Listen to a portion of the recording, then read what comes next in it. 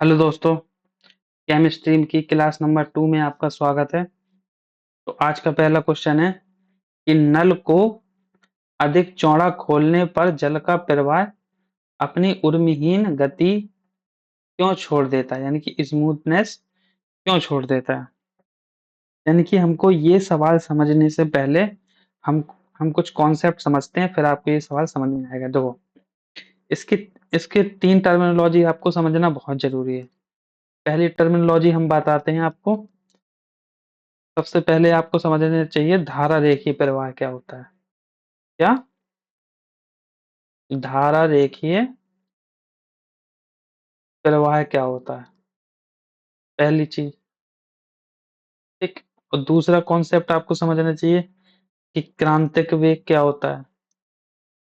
क्रांतिक वेग क्या होता है, ये आपको समझना चाहिए। और लास्ट कॉन्सेप्ट है इसका, इस सवाल का लास्ट कॉन्सेप्ट क्या है ये?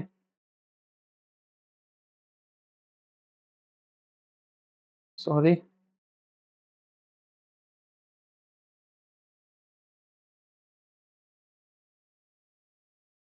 लास्ट कॉन्सेप्ट है इसका विक्षुब्ध प्रवाह। ये विक्षुब्ध प्रवाह क्या होता है। ठीक। ये 3 चीजें हमें समझनी है कि धारा रेखीय प्रवाह क्या होता है, क्रांतिक वेग क्या होता है और विक्षुब्ध प्रवाह क्या होता है। देखो, इसमें क्या होता है, जैसे ये हमारा नल, ठीक है, यहाँ से ये पानी आ रहा है, ये हमारा नल है, ठीक है। जब हम इसको थोड़ा सा खोलें, जब इसको थोड़ा सा खोलेंगे तो पानी धीरे धीरे आएगा, यानी कि पानी धीरे धीरे आ रहा है, यानी कि वह पानी की गति कैसी है, पानी की गति कैसी है, स्पीड कैसी है, कम है। ठीक है। पानी की गति कम है तो पानी की गति कम है तो पानी का क्या प्रवाह कैसा होगा, शांत होगा। कैसा होगा, शांत होगा, नियमित होगा, यानी कि क्रम में होगा, और कैसा होगा, सीधा होगा। यानी कि जैसे ये हमारा नल है, नल को हमने थोड़ा सा खोला है, ठीक है, तो पानी की गति कम होगी तो पानी कैसा फिर बहेगा, शांत बहेगा, नियमित बहेगा, और कैसा बहेगा, सीधा बहेगा। ठीक। अब यही हम कह दें कि जैसे पानी है, ठीक है, अब ये हमारा नल, क्या है, हमारा नल, हमने इसको काफी अधिक खोल दिया है, यानी कि इससे बहुत सारा पानी आ रहा है, यहाँ से क्या आ रहा, बहुत सारा यहाँ से पानी आ रहा। यहाँ पे हमने कम खोला था, यहाँ पे हमने ज्यादा खोला, तो देखो ये बहुत सारा पानी आ रहा है, यहाँ पे गिर रहा। तो इस समय क्या होगी कि जो पानी की गति होगी, जो पानी की गति होगी वो अधिक होगी। ठीक है, पानी की गति कैसी होगी, अधिक होगी। ठीक है, होगी कि नहीं होगी। और जैसे ही देखो, ये यहाँ पे नियमित रूप से शांत गति से पानी जैसे ही अपनी उच्च गति पे पहुंचेगा, जैसे अपनी शांत पानी, जैसे ये धारा रेखीय प्रवाह है, कम कम बह रहा, और जैसे ही हमने उसको बहुत अधिक खोल दिया तो जैसे ही अपनी वो स्पीड, जैसे ही अपनी उच्च गति पकड़ेगा, उच्च गति पकड़ेगा, पकड़ेगा, उसी को क्या कहते हैं, क्रांतिक वेग कहते। समझ में आया आपको। यानी कि यहाँ पे धारा रेखीय प्रवाह होता है क्या है कि जैसे हमने नल को पानी छोड़ा धीरे धीरे, तो पानी की गति कम होगी, पानी की गति कम होगी तो यानी कि शांत होगा, नियमित होगा, पानी कैसा बहेगा, सीधा बहेगा। अगर जैसे ही हमने पानी को अधिक छोड़ दिया, ज्यादा छोड़ दिया, तो पानी की गति क्या हो जाएगी, तेज हो जाएगी। और जैसे ही गति, जो पानी की गति होती है, एक निश्चित सीमा से, निश्चित सीमा को पार, गति की निश्चित सीमा को पार कर देता है। तो क्या कर देता है, गति की निश्चित सीमा को पार कर देता है, यानी कि बहुत अधिक बहने लगता है। उसी वेग को क्या कहते हैं, क्रांतिक वेग कहते हैं, यानी कि निश्चित सीमा से अधिक बहने लगता है, निश्चित सीमा से अधिक बहने लगता है। ठीक है। अब विक्षुब्ध प्रवाह क्या होता है। ठीक है। अब ये निश्चित सीमा से अधिक वेग होगा, ये विक्षुब्ध प्रवाह क्या होता है, ये क्रांतिक वेग से भी अधिक होता है। क्या होता है, क्रांतिक वेग से भी अधिक होता है। अधिक होता है। ठीक है, इस क्रांतिक वेग से अधिक होता है, इसमें धाराएं क्या होगी, एक दूसरे से मिलने लगेंगे। इसमें क्या होगी, धारा एक दूसरे से मिलने लगेंगी।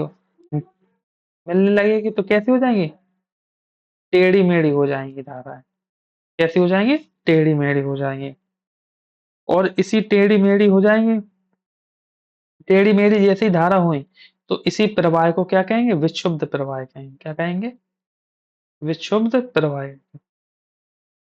देखो, तो वो धारा रेखी प्रवाह हम उसे कहेंगे जब पानी धीरे धीरे बह रहा हो। ठीक है, और क्रांतिक वेग वैसे कहेंगे जब धारा रेखी प्रवाह से थोड़ी अधिक वेग प्राप्त करता है, यानी कि धारा रेखी प्रवाह से और अधिक वेग प्रवाह गति करता है, उसे कहेंगे क्रांतिक वेग। और क्रांतिक वेग से और अधिक वेग अगर प्राप्त कर लिया तो उसे विक्षुब्ध प्रवाह कहेंगे। यानी इसमें धारा कैसी होंगी, टेढ़ी मेढ़ी हो जाएंगी, यानी कि आपस में मिल जाएंगी। अगर हम धारा रेखी प्रवाह को बोले 1, विक्षुब्ध क्रांतिक वो को बोले 2, और विक्षुब्ध प्रवाह को बोले 3। ठीक है, तो सबसे सबसे कम सबसे ज्यादा वेग किसका होगा, थर्ड वाले का होगा, फिर किसका होगा, सेकंड वाले का, और फिर फर्स्ट वाले का। ठीक है, ये सब जो ये जो संख्या, ये धारा रेखी प्रवाह, क्रांतिक वेग है, और ये विक्षुब्ध प्रवाह है, ये सब डिपेंड करती हैं रेनॉल्ड संख्या पर। किस पे करती हैं डिपेंड, रेनॉल्ड संख्या पर, या द्रव रेनॉल्ड संख्या पे करती हैं। ठीक है, ठीक है, जो रेनॉल्ड संख्या होती है रो बी डी अपॉन एन होती है। ठीक है, रो बी डी अपॉन एन, रो होती है द्रव का घनत्व, बी होता है वेग, और डी होता है नलिका का व्यास, और द्रव होता है एन होता है द्रव की सांद्रता। देखो, अगर कोई देखो जैसे कोई ये अगर इसकी गति कम है तो यानी कि उसकी उच्च श्यानता होगी। ठीक है, अगर उसकी गति और निम्न श्यानता होगी, उच्च गति है तो निम्न श्यानता होगी। यानी कि जिसकी कम रेनॉल्ड संख्या है तो उसका प्रवाह कैसा होगा, शांत होगा। उसकी जिसकी अधिक रेनॉल्ड संख्या है तो उसका प्रवाह कैसा होगा, अधिक होगा। यानी कि आर ई रेनॉल्ड संख्या अनुक्रमानुपाती होता है वेग के, और रेनॉल्ड संख्या डिपेंड होता है डी पे। ठीक है, और एन क्या है, द्रव की सांद्रता। तो एन व्युत्क्रमानुपाती होगा रो के, व्युत्क्रमानुपाती होगा वी के, वेग के व्युत्क्रमानुपाती होगा डी व्यास के। यानी कि अगर जितनी व्यास ज्यादा होगा उसकी उतनी श्यानता कम होगी, या फिर बोल सकते जितनी वेग अधिक होता उसके उसकी श्यानता कम होगी। इस रेनॉल्ड संख्या को हम याद रखते हैं। अब देखते हैं क्वेश्चन को। उसने बोला कि अगर हम अधिक चौड़ा कर दें नल को तो जल का प्रवाह उर्मिहीन गति को क्यों छोड़ देता है, क्योंकि उसकी चाल बढ़ जाती है, उसे उसे प्रक्षोभ उत्पन्न हो जाता है। जैसे हम अधिक चौड़ा करेंगे तो उसकी गति बढ़ जाएगी, यानी कि उसकी उर्मिहीन गति को कम कर देगा और गति उसकी बढ़ जाएगी। ऑप्शन नंबर क्या हो जाएगा, ऑप्शन नंबर बी सही हो जाएगा। नेक्स्ट क्वेश्चन देखते हैं इसका। देखो, इलेक्ट्रॉन के लिए E अपॉन एम का अनुपात किसके द्वारा निर्धारित किए। E यहाँ पे क्या है, कूलाम चार्ज है। एम क्या है, यहाँ पे क्या है, द्रव्यमान है। तो ये किसने दिया था, जे जे थॉमसन ने दिया था। ठीक है, और इसमें किसका प्रयोग किया गया था, इसमें प्रयोग किया गया था कैथोड किरण का प्रयोग किया गया था, का प्रयोग किया गया था। ठीक है, नेक्स्ट क्वेश्चन देखते हैं। परमाणु की नाभिक खोज किस प्रयोग के माध्यम से की गई थी। तो यह स्वर्ण झिल्ली का प्रयोग करके की गई थी, स्वर्ण झिल्ली का। और नाभिक का परमाणु मॉडल किसने दिया था, रदर फोर्ड ने दिया था। ठीक है, ये कब दिया था, 1911 में। इसमें किसका प्रयोग किया गया था, सोने की पतली परत का यूज किया गया था, स्वर्ण झिल्ली का यूज किया गया था। किसका यूज किया गया था, स्वर्ण झिल्ली का यूज किया गया था। अब रदरफोर्ड का परमाणु मॉडल में हम इसमें कुछ बातें जानना पड़ेगा, इसमें जो इम्पोर्टेंट चीज है। ठीक है, पहली बात, ये कब आया था परमाणु मॉडल, ये आया था 1911 में। फर्स्ट बात आपको याद रखनी है, ठीक है। दूसरी बात, इसमें किस किरण का बौछार किए गए थे? इसमें अल्फा किरण का बौछार किया गया। जो मैं हाईलाइट कर रहा हूँ सिर्फ उसको ही याद रखना है, ठीक है। और दूसरी बात, इसमें किसका उपयोग किया गया था? पतली सोने की पन्नी का उपयोग किया गया था, ठीक है। पहला बात 1911 में। दूसरे, अल्फा कणों की बौछार की गई थी किस पे गई? पतली सोने की पन्नी में। और ये मॉडल और क्या आपको याद रखना है इसमें? बस आपको ये तीन चीजें। और किसने दिया था ये मॉडल? रदरफोर्ड ने दिया था। रदरफोर्ड मॉडल 1911 में पतली सोने की पन्नी यूज की गई थी, ठीक है। और अल्फा कणों का बौछार किया गया। आपको यही तीन इसमें बातें जानना है, ठीक है। तो खाना पकाते समय बर्तन की बाह्य सतह काली हो जाए तो क्या इंगित करता है? यानी कि ऑप्शन नंबर सी सही हो जाएगा। इसका मतलब है ईंधन का पूर्ण दहन हो गया है, ठीक। ब्रेड के किण्विकरण के लिए कौन सी रासायनिक अभिक्रिया उत्तरदायी है जिसमें कार्बन डाइऑक्साइड का उत्पादन होता है? तो कौन सी अभिक्रिया है? तो किण्वन अभिक्रिया। किण्विकरण किसमें होगा? किण्वन। किण्वन फर्मेंटेशन में, ठीक है। तो अगर हम इसका प्रयोग देखें, एग्जाम्पल, तो अब ये तीन, पहला एल्कोहलिक किण्वन होता है, लैक्टिक एसिड किण्वन होता है, और एसिटिक एसिड किण्वन होता है, ठीक है। इसमें क्या होता है? इसमें ईस्ट शक्कर को एथेनॉल और कार्बन डाइऑक्साइड में बदल देता है। यानी कि जो हमारा ईस्ट होता है, जो शक्कर को एथेनॉल और कार्बन डाइऑक्साइड में बदल देता है। ईस्ट होता है जो शक्कर को कार्बन डाइऑक्साइड और एथेनॉल में बदल देता है, ठीक है। एग्जाम्पल, शराब, वाइन, बियर, ब्रेड हो गया, बियर हो गए। और लैक्टिक, इसमें बैक्टीरिया होता है जो शक्कर को लैक्टिक एसिड में बदल देता है। बैक्टीरिया किसे बदल देता है? बैक्टीरिया लैक शक्कर को किसमें बदल देता है? लैक्टिक एसिड में बदल देता है,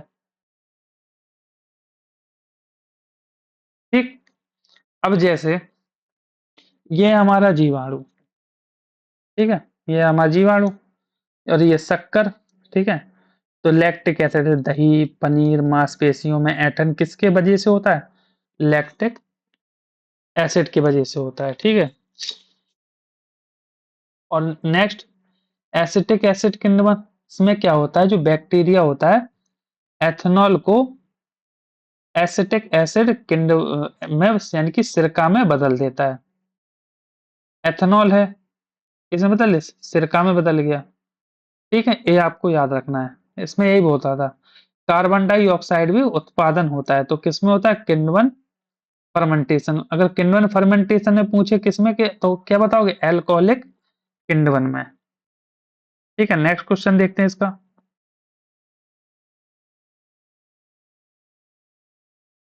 देखो, विलयनों की अम्लीय प्रकृति के लिए कौन सा आयन उत्तरदायी है? देखो, अगर बेस के लिए पूछे, बेस यानी कि क्षार के लिए पूछे, ठीक है, तो OH माइनस। और एसिड के लिए पूछे तो हाइड्रोजन प्लस। तो ऑप्शन नंबर क्या हो जाएगा? ऑप्शन नंबर सी सही हो जाएगा। अगर हम अम्ल की बात करें, किसकी? एसिड की बात करें, तो वे पदार्थ जो जलीय विलयन में हाइड्रोजन आयन मुक्त करते हैं, ठीक है।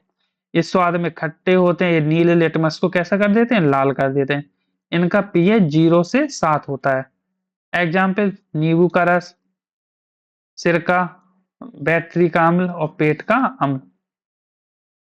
इसमें आप याद रखें H2SO4, ठीक है, और HCl और HNO3, ये तीन आपको अम्ल याद रखना है, ठीक है। और क्षार क्या होते हैं? वे जलीय विलयन जो हाइड्रोक्साइड आयन यानी कि OH माइनस मुक्त होते हैं। इस स्वाद में कड़वे होते हैं, ये साबुन जैसा चिकना होता है। इसका पीएच मान 7 से 14 के बीच में होता है, ठीक है। जैसे साबुन हो गया example, toothpaste, milk of magnesia, और बेकिंग सोडा, ये इसके एग्जाम्पल है। हंस गीगर और अर्नेस्ट मॉडर्न ने किस के पर्यवेक्षण के प्रसिद्ध अल्फा प्रकीर्णन का प्रयोग किया जाता किया तो किसमें किया गया था? रदरफोर्ड के परमाणु मॉडल में किया गया था। ठीक है, जो कब हुआ था? 1911 में हुआ था। और इसमें किसका प्रयोग किया गया था? स्वर्ण स्वर्ण झिल्ली का प्रयोग किया गया था। ठीक है, और इसमें अल्फा कण की बौछार की गई थी। तो ये क्या है? Ernest Rutherford. Option number A इसका सही हो जाएगा। किस वैज्ञानिक ने स्वर्ण पत्री प्रयोग के परिणामों के आधार पर नाभिकीय मॉडल दिया प्रस्तुत किया था? तो किसने किया था? अर्नेस्ट रदरफोर्ड ने। ऑप्शन नंबर बी हो जाएगा। कब किया था? 1911 में। आवर्त सारणी में किस तत्व को धातु के रूप में वर्गीकृत नहीं किया गया? तो इसको आपको डायरेक्ट ही आपको याद रखना है। ऑप्शन नंबर बी, पोटेशियम को। किसको? पोटेशियम। ठीक है, अगर हम पोटेशियम देखें ये किस ग्रुप में आता है? तो ये ग्रुप किस में आता है? ग्रुप में आता है, फर्स्ट में आता है। ठीक, किस ग्रुप में आता है? फर्स्ट में आता है। और फर्स्ट ग्रुप के एलिमेंट बताओ कौन कौन से हैं? तो कौन से? हाइड्रोजन, लिथियम, सोडियम, पोटेशियम के, रूबिडियम, सीजियम और francium. Helium, lithium, sodium, potassium, rubidium, caesium और फ्रांसियम। ठीक है, हाइड्रोजन का परमाणु क्रमांक कितना होता है? 1 होता है। लिथियम का 3, सोडियम का 11, पोटेशियम का 19, रूबिडियम का 37 और सीजियम का 55 और फ्रांसियम का 87। इनकी क्या होते हैं? परमाणु क्रम। अब परमाणु भार आपको किस किस के याद रखने हैं? तो आपको परमाणु भार ये स्टार्टिंग के 4 के याद है। इसका कितना होता है? 1 होता है। इसका परमाणु भार कितना होता है? 7 होता है। सोडियम का कितना होता है? 23 होता है। और पोटेशियम का कैसा कितना होता है? 39। आप रूबेडियम का कमेंट करके बताएं कितना होता है। ठीक है, तो ऑप्शन नंबर बी सही हो जाएगा, यानी कि पोटेशियम धातु को वर्गीकृत नहीं किया जाता है। नेक्स्ट क्वेश्चन देखेंगे। ये क्वेश्चन बिल्कुल सरल है। ठोसों में उनके सुसंकुलित कणों के कारण कौन सा गुण विद्यमान है? यानी कि which property exist solid due to their closely packed particles. यानी कि जो सॉलिड होता है, सॉलिड के पार्टिकल यानी कण कितने होते हैं? पास पास होते हैं। ये पास पास क्यों होते हैं? क्योंकि ये कठोर होते हैं। कठोर मतलब रिजिड होते हैं। रिजिड प्रॉपर्टी होती है, यानी कि दृढ़ता शुद्ध होते हैं। यानी कि ऑप्शन नंबर ए सही हो जाएगा। तो आई होप आपको क्लास अच्छी लगी होगी। तो चैनल को लाइक करें, सब्सक्राइब करें। धन्यवाद।